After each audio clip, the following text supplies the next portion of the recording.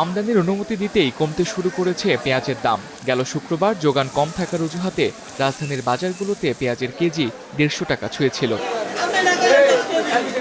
তবে সরকার ভারত থেকে ১৫০০ টন পেঁয়াজ আমদানির অনুমতি দেওয়ায় ২ দিনের ব্যবধানে পেঁয়াজের দাম কেজিতে ৩০ থেকে ৪০ টাকা পর্যন্ত কমেছে। মঙ্গলবার রাজধানীর বাজারে প্রতি কেজি দেশি পেঁয়াজ বিক্রি হচ্ছে ১১০ থেকে ১২০ টাকা কেজি দরে। দেশে ভালো পেঁয়াজ উৎপাদন হয়েছে, কাঁচা পেঁয়াজ আইতাছে, দেশে ভালো পেঁয়াজ আছে দেখে দাম কমছে। এই দাম বেশি ভাইয়ে কৃষক তুলিছে, এই জন্যই দাম কমে গেছে। পাশাপাশি সরকার নাকি আবার এলসিও নিয়ে এসতেছে, এই দুই দিতে একটা চাপ আসতেছে, ফলে কৃষকরা দাম ছাড়িয়ে দিয়ে মাল বেচতেছে। এই আমদানি শোনার সাথে সাথে ২০ টাকা ২৫ টাকা কমে গেছে কেজিতে। এবার ৫০ জন ব্যবসায়ীকে পেঁয়াজ আমদানির অনুমতি দেওয়া হয়েছে। তবে কোনো আমদানিকারকই ৩০ টনের বেশি পেঁয়াজ আমদানি করতে পারবেন না। আমদানির মাধ্যমে পেঁয়াজের বাজার নিয়ন্ত্রণে আনায় কিছুটা স্বস্তি ক্রেতাদের মাঝে।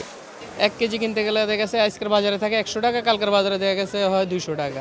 অবশ্যই নিয়ন্ত্রণ করার দরকার আছে, কারণ ১ কেজি পেঁয়াজ ১৫০ টাকা। আমরা গরিব মানুষ, আমরা কীভাবে একটা পেঁয়াজ খাইতে গেলে তার দাম পড়ে ১০ টাকা, তাহলে আমরা চলবো কীভাবে? সরকারের একটা ভালো পলিসি, যেহেতু আমদানি করতে পারছে, আমরা একটু কমে ভোক্তারা করতে পারছে।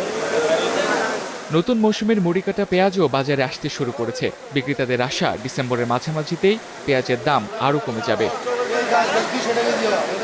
Tamsid Ahmed, star news, Dhaka.